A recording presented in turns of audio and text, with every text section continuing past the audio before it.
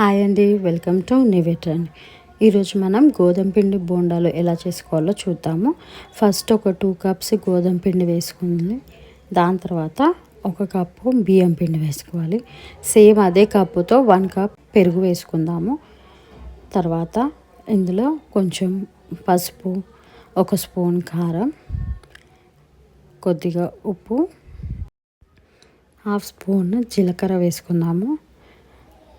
జీలకర్ర వేసుకున్న తర్వాత గరం మసాలా వేసుకొని 1 ఉల్లిపాయ వేసుకుందాము, ఆనియన్, తర్వాత పచ్చిమిర్చిలు 2, పుదీనా, కొత్తిమీర వేసుకోవాలి. తర్వాత ఒకసారి బాగా మిక్స్ చేసి మనం ఇప్పుడు అందులో కొంచెం అల్లం వెల్లుల్లి పేస్ట్ వేసుకుందాము. దాని తర్వాత మనం యూజ్ చేసిన సేమ్ కప్పుతోటి 1 కప్ వాటర్ తీసుకోవాలండి.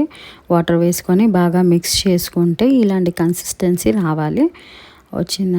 వచ్చిన తర్వాత మనం మూత పెట్టేసుకొని పక్క పెట్టేసుకుందాము.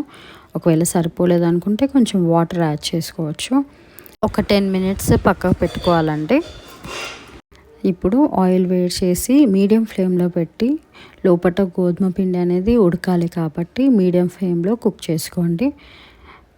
అది 2 వైపులా కుక్ చేసి బ్రౌన్ కలర్ వచ్చేలాగా ఫ్రై చేసుకోవాలి.